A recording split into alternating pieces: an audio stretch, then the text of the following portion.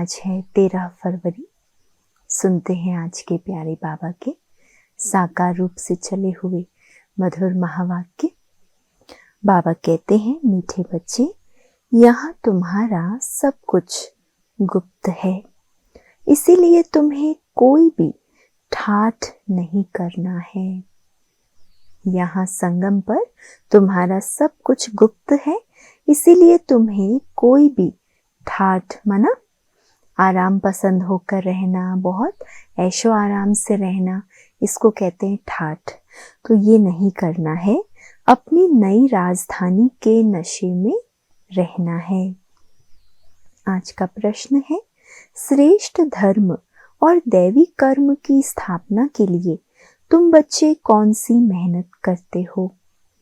उत्तर, तुम अभी 5 विकारों को छोड़ने की मेहनत करते हो, क्योंकि इन विकारों ने ही सबको भ्रष्ट बनाया है। तुम जानते हो, इस समय सभी दैवी धर्म और कर्म से भ्रष्ट हैं। बाप ही श्रीमत देकर श्रेष्ठ धर्म और श्रेष्ठ दैवी कर्म की स्थापना करते हैं। बाबा की श्रीमत से एक तो श्रेष्ठ धर्म स्थापना की होती है और दूसरा बाबा कहते हैं श्रेष्ठ देवी कर्मों की भी स्थापना, अर्थात उन संस्कारों को बाबा स्थापित कर देते हैं। तुम श्रीमत पर चल बाप की याद से विकारों पर विजय पाते हो, पढ़ाई से अपने आप को राज तिलक देते हो। गीत है तुम्हें पाके हमने जहां पा लिया, जमी तो जमी आसमां पा लिया। ओम शांति। मीठे मीठे रूहानी बच्चों ने ये गीत सुना। रूहानी बच्चे ही कहते हैं कि बाबा, बच्चे जानते हैं ये बेहद का बाप बेहद का सुख देने वाला है, अर्थात वह सभी का बाप है। उनको सब बेहद के बच्चे आत्माएं याद करते रहते हैं, किसी न किसी प्रकार से याद करते हैं, परंतु उनको ये पता नहीं है कि हमको कोई उस परमपिता परमात्मा से विश्व की बादशाही मिलती है। तुम जानते हो, हमको बाप जो सतयुगी विश्व की बादशाही देते हैं वह अटल, अखंड, अडोल है। वह बादशाही हमारी 21 जन्म कायम रहती है। अटल है, अखंड है और अडोल राजधानी है, बादशाही है जो 21 जन्म कायम रहती है। सारे विश्व पर हमारी राजाई रहती है, जिसको कोई छीन नहीं सकता, लूट नहीं सकता। हमारी राजाई है अडोल, क्योंकि वहां एक ही धर्म है, द्वैत है नहीं, वो है अद्वैत राज्य। बच्चे जब भी गीत सुनते हैं तो अपनी राजधानी का नशा आना चाहिए। सारे जहां को हमने पा लिया, जब बाबा को पा लिया, तो ऐसे गीत सुनने से नशा आना चाहिए। ऐसे ऐसे गीत घर में रहने चाहिए। तुम्हारा सब कुछ है गुप्त और बड़े बड़े आदमियों का बहुत ठाठ होता है, तुमको कोई ठाठ नहीं। तुम देखते हो बाबा ने जिसमें प्रवेश किया है वो भी कितना साधारण रहते हैं। ये भी बच्चे जानते हैं, यहाँ हर एक मनुष्य अनराइटियस, छी छी काम ही करते हैं, इसीलिए बेसमझ कहा जाता है। सही क्या है गलत क्या है वो पहचान नहीं, गलत कर्म करके फिर पछताते भी हैं। तो बाबा कहते इसीलिए फिर अज्ञानी, बेसमझ कहते हैं। बुद्धि को बिल्कुल ही ताला लगा हुआ है। तुम कितने समझदार थे, विश्व के मालिक थे, अभी माया ने इतना बेसमझ बना दिया जो कोई काम के नहीं रहे। बाप के पास जाने के लिए यज्ञ तप आदि बहुत करते रहते, परंतु मिलता तो कुछ भी नहीं। ऐसे ही धक्के खाते रहते हैं। दिन प्रतिदिन अकल्याण ही होता जाता है। जितना जितना मनुष्य तमो प्रधान हो जाते, उतना उतना अकल्याण होना ही है। जहां तमो प्रधानता है वहां फिर बाबा कहते उनका अकल्याण होता ही होता है, क्योंकि तमो प्रधान मनुष्य क्या करेंगे? गलत संकल्प, गलत कर्म, गलत कर्तव्यों के कारण फिर बीज गलत बोया कर्म रूपी, तो फल भी गलत मिलता है।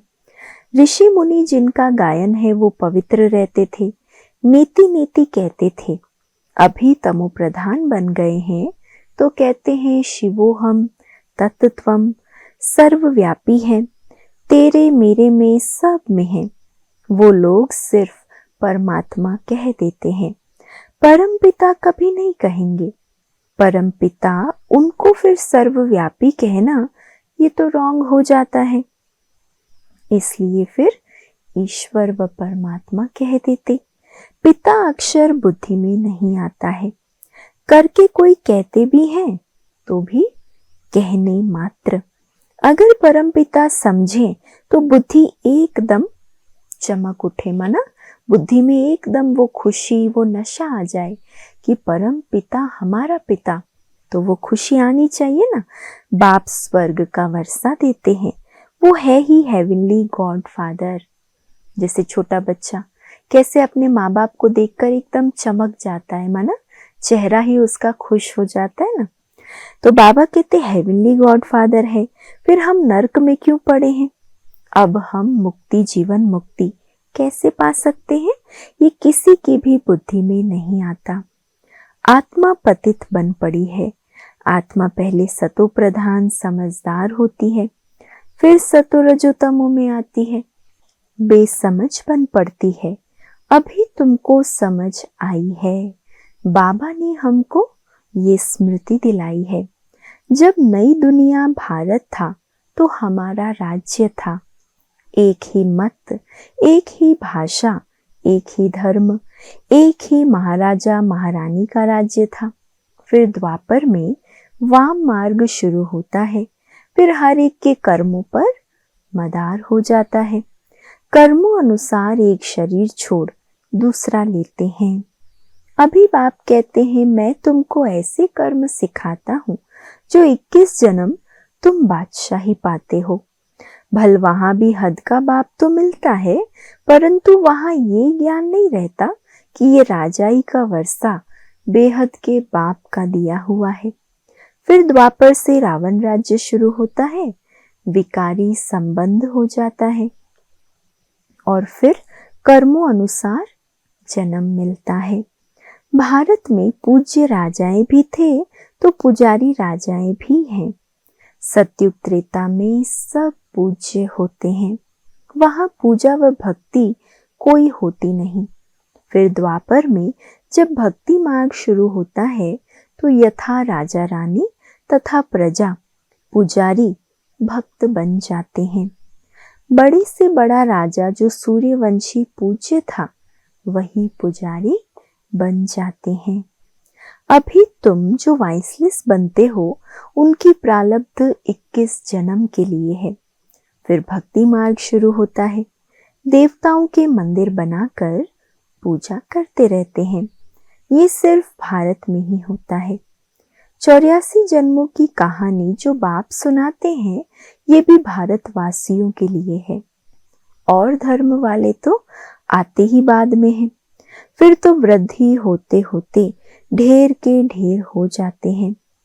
वैरायटी, भिन्न भिन्न धर्म वालों के फीचर्स हर एक बात में भिन्न भिन्न हो जाते हैं। रस्म रिवाज भी भिन्न भिन्न होती है। भक्ति मार्ग के लिए सामग्री भी चाहिए। जैसे बीज छोटा होता है, झाड़ कितना बड़ा है, झाड़ के पत्ते आदि गिनती नहीं कर सकते, वैसे भक्ति का भी विस्तार हो जाता है। ढेर के ढेर शास्त्र बनाते जाते हैं। अब बाप बच्चों को कहते हैं ये भक्ति मार्ग की सामग्री सब खत्म हो जाती है, अब मुझ बाप को याद करो। भक्ति का प्रभाव भी बहुत है, कितनी खूबसूरत है। नाच तमाशा गायन आदि कितना खर्चा करते हैं। अभी बाप कहते हैं मुझ बाप को और वर्षे को याद करो, आदि सनातन अपने धर्म को याद करो। अनेक प्रकार की भक्ति जन्म जन्मांतर तुम करते आए हो। सन्यासी भी आत्माओं के रहने के स्थान तत्व को परमात्मा समझ लेते हैं, ब्रह्म व तत्व को ही याद करते हैं। वास्तव में सन्यासी जब सतोप्रधान है तो उन्हों को जंगल में जाकर रहना है, शांति में। ऐसे नहीं कि उन्हों को ब्रह्म में जाकर लीन होना है। वह समझते हैं ब्रह्म की याद में रहने से, शरीर छोड़ने से ब्रह्म में लीन हो जाएंगे। बाप कहते हैं लीन कोई हो नहीं सकते, क्योंकि आत्मा तो अविनाशी है ना, वो लीन कैसे हो सकती। भक्ति मार्ग में कितना माथाकूट करते हैं, फिर कहते हैं भगवान कोई न कोई रूप में आएंगे। अब कौन राइट है? वह कहते हम ब्रह्म से योग लगाए ब्रह्म में लीन हो जाएंगे। गृहस्थ धर्म वाले कहते भगवान किसी न किसी रूप में पतितों को पावन बनाने आएंगे। ऐसे नहीं कि ऊपर से प्रेरणा द्वारा ही सिखलाएंगे। टीचर घर बैठे प्रेरणा देंगे क्या? अगर घर बैठे ही प्रेरणा दे फिर उसको टीचर कौन कहे? प्रेरणा अक्षर है नहीं, प्रेरणा से कोई काम नहीं होता। भल शंकर की प्रेरणा द्वारा विनाश कहा जाता है, परंतु ये ड्रामा की नोंद है। उन्हों को ये मूसल आदि तो बनाने ही है, ये सिर्फ महिमा गाई जाती है। कोई भी अपने बड़ों की महिमा नहीं जानते। धर्म स्थापक को भी गुरु कह देते हैं, लेकिन वे तो सिर्फ धर्म स्थापन करते हैं। गुरु उनको कहा जाता है जो सद्गति करे, वो तो धर्म स्थापन करने आते हैं। उनके पिछाड़ी उनकी वंशावली आती रहती है। सद्गति तो किसी की करते ही नहीं, तो उनको गुरु कैसे कहेंगे? गुरु तो एक ही है जिसको सर्व का सद्गति दाता कहा जाता है। भगवान बाप ही आकर सबकी सद्गति करते हैं, मुक्ति जीवन मुक्ति देते हैं। उनकी याद कभी किसी से छूट नहीं सकती। भलपति से कितना भी प्यार हो, फिर भी हे भगवान हे ईश्वर जरूर कहेंगे, क्योंकि वही सर्व का सद्गति दाता है। बाप बैठ समझाते हैं ये सारी रचना है, रचयिता बाप मैं हूं। सबको सुख देने वाला एक ही बाप ठहरा। भाई भाई को वर्षा नहीं दे सकते, वर्षा हमेशा बाप से मिलता है। तुम सभी बेहद के बच्चों को बेहद का वर्षा देता हूँ, इसलिए ही मुझे याद करते हैं। हे परम पिता क्षमा करो, रहम करो। समझते कुछ भी नहीं है। भक्ति मार्ग में अनेक प्रकार की महिमा करते हैं, ये भी ड्रामा अनुसार अपना पार्ट बजाते रहते हैं। बाबा कहते हैं मैं कोई इन्हों के पुकारने पर नहीं आता, ये तो ड्रामा बना हुआ है। ड्रामा में मेरे आने का पार्ट नोंदा हुआ है। अनेक धर्म विनाश, एक धर्म की स्थापना व कलयुग का विनाश, सतयुग की स्थापना करनी होती है। मैं अपने समय पर आप ही आता हूँ। इस भक्ति मार्ग का भी ड्रामा में पार्ट है। अभी जब भक्ति मार्ग का पार्ट पूरा हुआ तब आया हुआ हूँ। बच्चे भी कहते हैं अभी हम जान गए, 5000 वर्ष के बाद फिर से आपके साथ मिले हैं। कल्प पहले भी बाबा आप ब्रह्मा तन में ही आए थे। ये ज्ञान तुमको अभी मिलता है, फिर कभी नहीं मिलेगा। ये है ज्ञान और वो है भक्ति। ज्ञान की है प्रारब्ध चढ़ती कला। सेकंड में जीवन मुक्ति कहा जाता है। कहते हैं जनक ने सेकंड में जीवन मुक्ति पाई। क्या सिर्फ एक जनक ने जीवन मुक्ति पाई? जीवन मुक्ति अर्थात जीवन को मुक्त करते हैं इस रावण राज्य से। बाप जानते हैं सब बच्चों की कितनी दुर्गति हो गई है, उन्हों की फिर सद्गति होनी है। दुर्गति से फिर उच्च गति मुक्ति जीवन मुक्ति को पाते हैं। पहले मुक्ति में जाकर फिर जीवन मुक्ति में आएंगे, शांति से फिर सुखधाम में आएंगे। ये चक्र का सारा राज बाप ने समझाया है। तुम्हारे साथ और भी धर्म आते जाते हैं। मनुष्य सृष्टि वृद्धि को पाती जाती है। बाप कहते हैं इस समय ये मनुष्य सृष्टि का झाड़ तमो प्रधान जड़जड़ीभूत हो गया है। आदि सनातन देवी देवता धर्म का फाउंडेशन सारा सड़ गया है। बाकी सब धर्म खड़े हैं। भारत में एक भी अपने को आदि सनातन देवी देवता धर्म का समझता नहीं है देवता धर्म के, परंतु इस समय यह नहीं समझते कि हम आदि सनातन देवी देवता धर्म के थे, क्योंकि देवताएं तो पवित्र थे। समझते हैं हम तो पवित्र हैं नहीं, हम अपवित्र पतित अपने को देवता कैसे कहलाएं। ये भी ड्रामा के प्लान अनुसार रस्म पड़ जाती है हिंदू कहलाने की। आदमशुमारी में भी हिंदू धर्म लिख देते। भल गुजराती होंगे तो भी हिंदू गुजराती कह देंगे। उन्हों से पूछो तो सही कि हिंदू धर्म कहाँ से आया, तो कोई को पता नहीं, सिर्फ कह देते हमारा धर्म श्री कृष्ण ने स्थापन किया। कब? कहेंगे द्वापर में। द्वापर से ही ये लोग अपने धर्म को भूल हिंदू कहलाने लगे हैं, इसीलिए उन्हों को दैवी धर्म भ्रष्ट कहा जाता है। वहां सब अच्छा कर्म करते हैं, यहाँ सब छीछी कर्म करते हैं, इसीलिए धर्म भ्रष्ट कर्म भ्रष्ट कहा जाता है। अब फिर श्रेष्ठ धर्म श्रेष्ठ दैवी कर्म की स्थापना हो रही है, इसीलिए कहा जाता है अब इन 5 विकारों को छोड़ते जाओ। अगर श्रेष्ठ कर्म श्रेष्ठ दैवी धर्म वाला बनना है तो इन 5 विकारों को छोड़ते जाओ। ये विकार आधा कल्प से रहे हैं, अब एक जन्म में इनको छोड़ना, इसमें ही मेहनत लगती है। मेहनत बिगर थोड़े ही विश्व की बादशाही मिलेगी।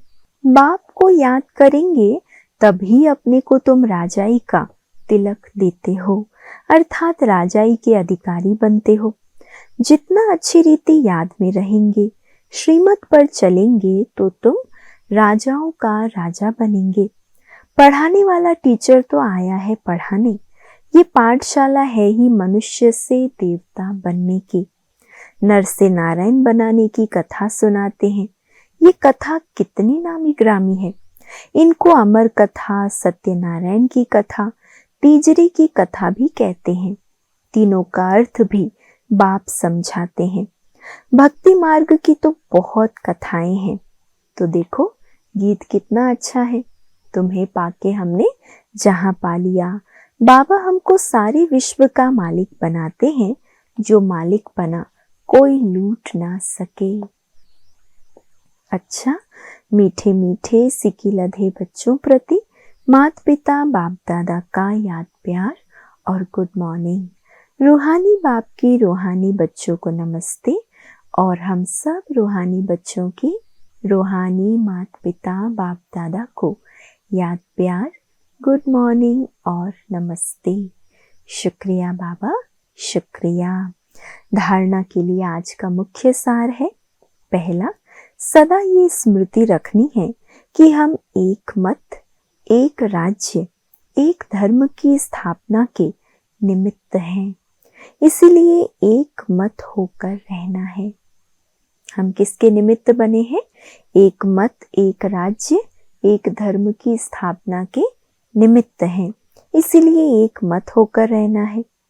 दूसरा है स्वयं को राजाई का तिलक देने के लिए विकारों को छोड़ने की मेहनत करनी है। पढ़ाई पर पूरा ध्यान देना है। आज का वरदान है, कर्मातीत स्टेज पर स्थित हो, चारों ओर की सेवाओं को हैंडल करने वाले सिद्धि स्वरूप भव। कर्मातीत स्टेज पर स्थित हो, चारों ओर की सेवाओं को हैंडल करने वाले सिद्धि स्वरूप भव। आगे चलकर चारों ओर की सेवाओं के विस्तार को हैंडल करने के लिए भिन्न भिन्न साधन अपनाने पड़ेंगे, क्योंकि उस समय पत्र व्यवहार या टेलीग्राम, टेलीफोन आदि काम नहीं करेंगे। तो क्या काम आएगा उस समय? ऐसे समय पर वायरलेस सेट चाहिए। इसके लिए अभी अभी कर्मयोगी, अभी अभी कर्मातीत स्टेज में स्थित रहने का अभ्यास करो। अभी अभी कर्मयोगी और अभी अभी कर्मातीत स्टेज में स्थित रहने का अभ्यास करो। तब चारों ओर संकल्प की सिद्धि द्वारा सेवा में सहयोगी बन सकेंगे। स्लोगन: परमात्मा प्यार की पालना का स्वरूप आपकी सहज योगी जीवन है। परमात्मा प्यार की पालना का स्वरूप आपकी सहज योगी जीवन है। अव्यक्त इशारे हैं, हर एक को दो बातें विशेष ध्यान में रखनी है। एक, सदा संस्कारों को मिलाने की यूनिटी। दूसरा, एक दो में विश्वास रख सदा संतुष्ट रहना है और सबको संतुष्ट करना है। जब ये दोनों बातें सदा ध्यान पर रहेंगी, तब बाप जो है जैसा है वैसा दिखाई देगा और प्रत्यक्षता होगी। अच्छा, ओम शांति।